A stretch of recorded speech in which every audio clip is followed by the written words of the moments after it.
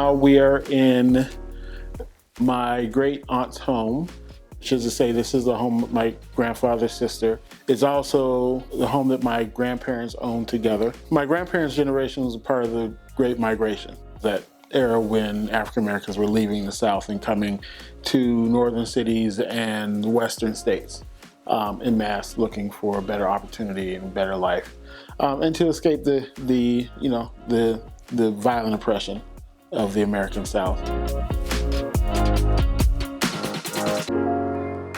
I mean, the Central District was the only place in the city where Black folks could buy property. Because of that, that's where the Black community was, and that was where all of our, religious, social institutions, everything was centered here. When people are, sort of congregated in a geographical area, a lot of dynamic things can happen. You can build social institutions, you can build political institutions, build educational institutions, cultural institutions. All those things can happen when people are in proximity to one another. When people are spread out, it makes it much harder to create the kind of institutions that allow us to have a sense of, cultural and social and political sort of coherence, and also advocate for ourselves in the greater society, right? And so in part, the project we're doing here is a response to that. Myself, Rachel Kessler, Jill Freeberg, and Elishaba Johnson were working together on a public engagement project around shaping some public art. That as a process of doing that work, we created a lot of tools as artists to go out in the community and engage them and get their feedback around how their stories could deepen their connection to public art and what kind of public art would they like to see. And we didn't have a place for them. On a parallel trajectory, it's my responsibility to manage this property. The property was ready to be rented out. About the same time we were, thinking about what the next iteration of that public engagement work could possibly be. So we self-funded the startup of the space. I've lived in the CD for about 16 years. I bought my home from an elderly Black homeowner. Because I became a white resident of the Central District, I had regular exposure to the conversations that other white residents of the Central District, homeowners or otherwise, were having.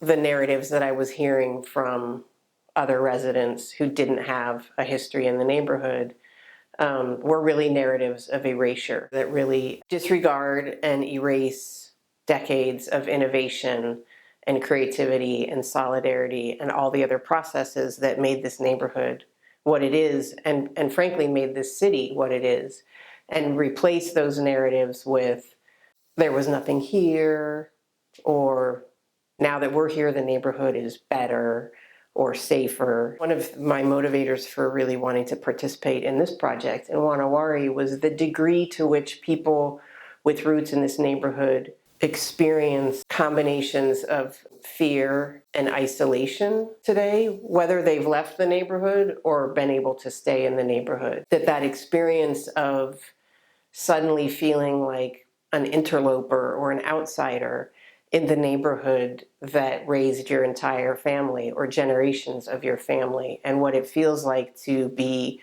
4 generations into a place and suddenly worry that your neighbors are going to call the cops on you. Or that just for walking down the street that somebody's going to question your right to be there.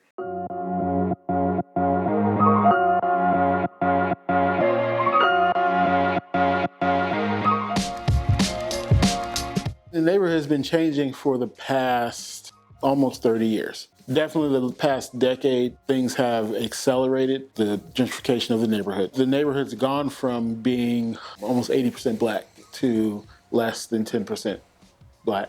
So that's a massive change in every aspect of our daily lives, the folks who lived in the Central District, throughout the 20th century. The community that we grew up in, that we were familiar with, that we helped to create, essentially doesn't exist, at least not in a concentrated geographic way.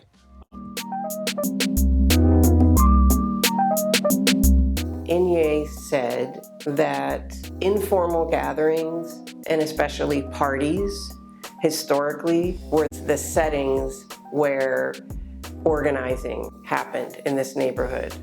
Community organizing, movement building, resistance planning, and that displacement reduced the ability of people to just hang out and be in a comfortable, trusting space together, which means it reduced the ability of people to organize.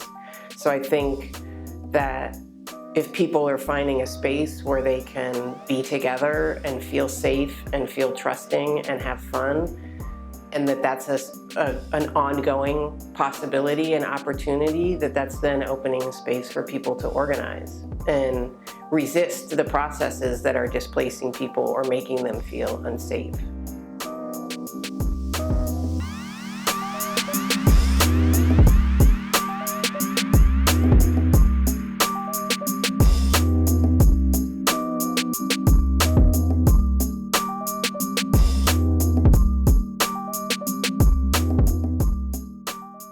Times like these, see me for who my neighborhood elders made me.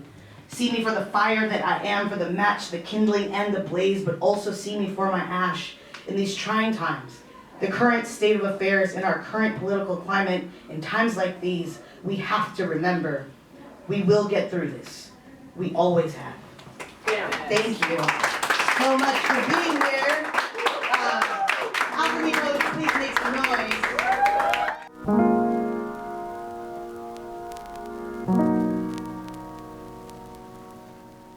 I'm excited about the ideas of Black artists and how they permeate the world. I've been going to galleries since I was 18 years old, and half the people don't look up at you and treat you like you shouldn't be there. But definitely like deconstructing the white cube where you feel like you have to be quiet and you don't know if you know what it means, and does that mean you're stupid, and you know what I mean? And the art world is so gated in that way. And so I intentionally wanted to flip that experience and make people feel welcome. What does it mean to bring people in? What does it mean to use the art as a gathering space? And so I think the house deconstructs that completely. You feel welcome, you feel like it's your grandmother's house, which is what most people say when they come through the door.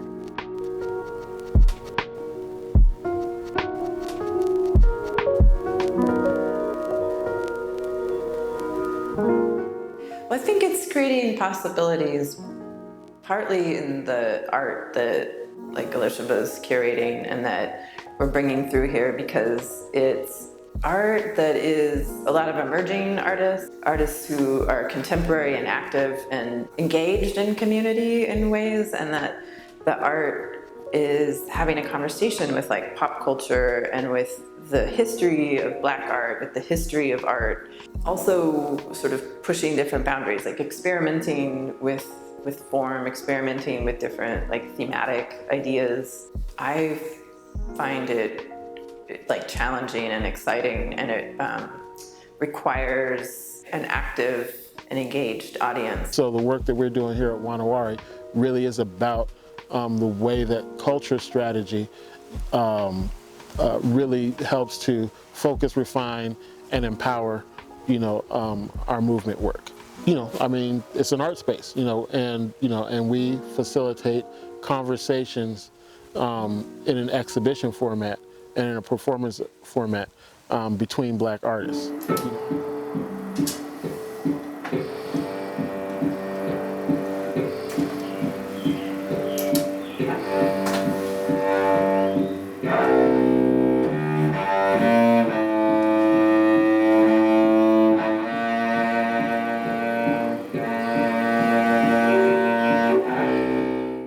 I think artists are the philosophers of our time. And so for us to kind of think about these big ideas that we're all trying to solve in the world, artists are the ones that are going to be tackling those ideas in the ways that like reach us in our heart space. I was part of an art exhibit that helped open the gallery. I have a really long relationship with Elishaba Johnson, and so when I found out that this was here and there was an opportunity for me to come on board, I just showed up. I think there's ways that Black people naturally organize that is embodied. Like When I think about this house, I'm from Seattle, but my family's not. My grandfather moved from South Carolina to Chicago and bought a whole bunch of houses that family could live in and rent from, just like Inye's grandfather, right? And it was like this upwardly mobile 20th century thing that Black folks did, right? So it just feels like it's part of our DNA for us to rent the house and then make sure our family of Seattle can come in and have a space here.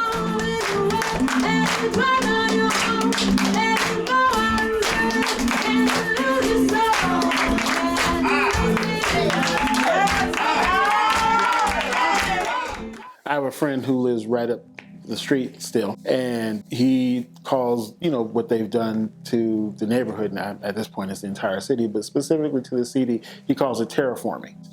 It's when you go into a landscape or an environment and, you completely and utterly transform it and remake it to suit your specific needs, right? And so you treat that space as an empty canvas, as if nothing existed there before. And in fact, to think about what's happening in the CD as a terraforming act, I think is telling in terms of the psychological and emotional impact, that it has on folks who have already been here. The biggest thing that folks are, attempting to sort of pinpoint are, how do we actually survive this? How do we survive it? And then how do we, come out on the other end in some way that feels whole?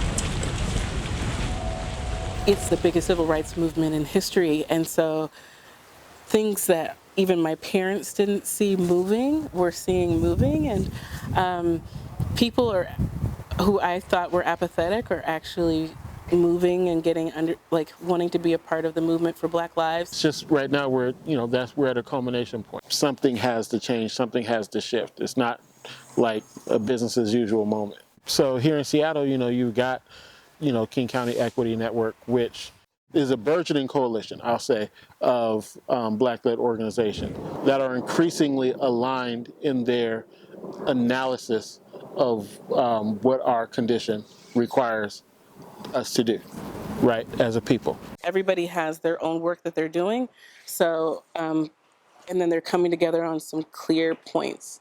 And thinking about how we can be more effective doing the specific work that we're doing, but doing it with some kind of coordination. Some of that is asking for land and resources, redistribution of wealth, and for the city to change, inequitable policy. And so then that allows people to work in their specific issue areas, from gender and gender identity justice issues, such as trans rights issues, to prison abolition, to media justice, to housing, to economic and wage justice issues, just across the board, right, in overlapping way. King County Equity now has a lot of really amazing young people. So it's been really cool to see them on a dime be like, we're going to do a march in 2 weeks. They flipped Umoja Fest to be a march and the festival. There's these natural ways that people are taking events and moments or things that have historical resonance for the community and then using those as organizing tools. But it's not even just organizing, it's about being together. It's about everything that we always talk about. It's about belonging. So I think everybody is joining this movement because they feel they want to be a part of something and they feel like they belong.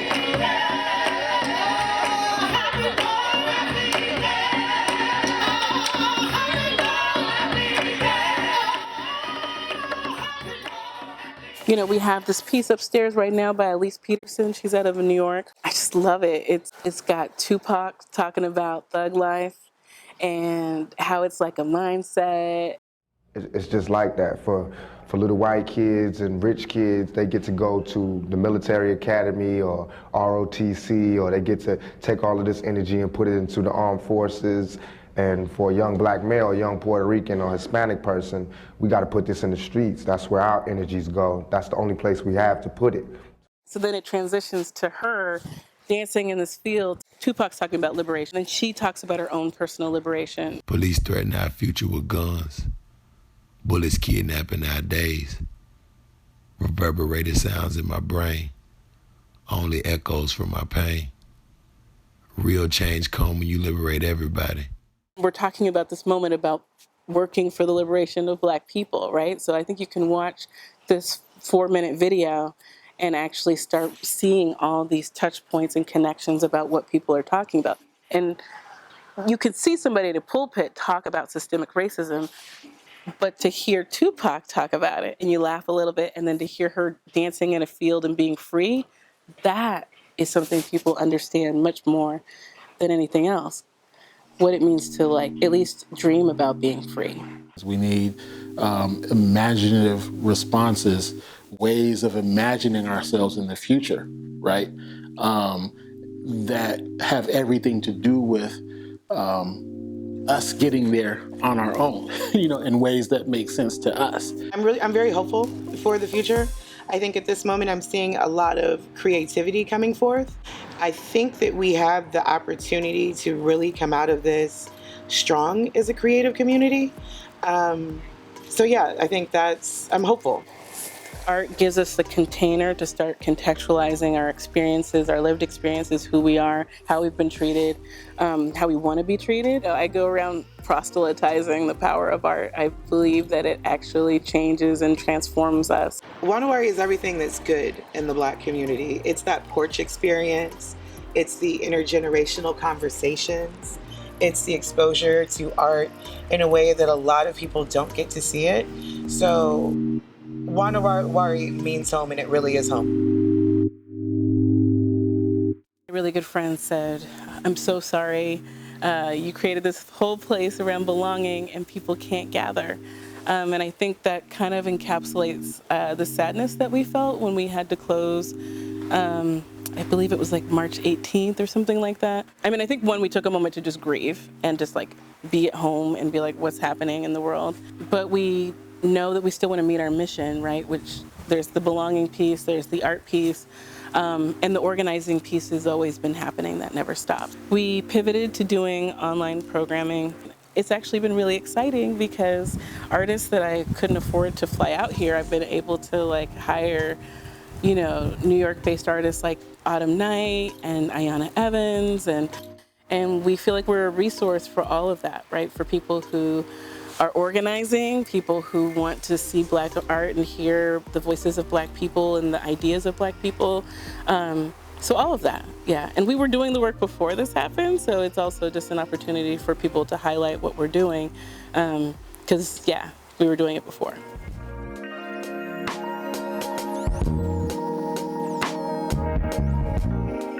Wanawari is about making sure the culture of Black folks that was part of this neighborhood is not erased. You can't really have a movement. You can't have something that's pushing to create something for the future without having, a powerful imagination around what's possible.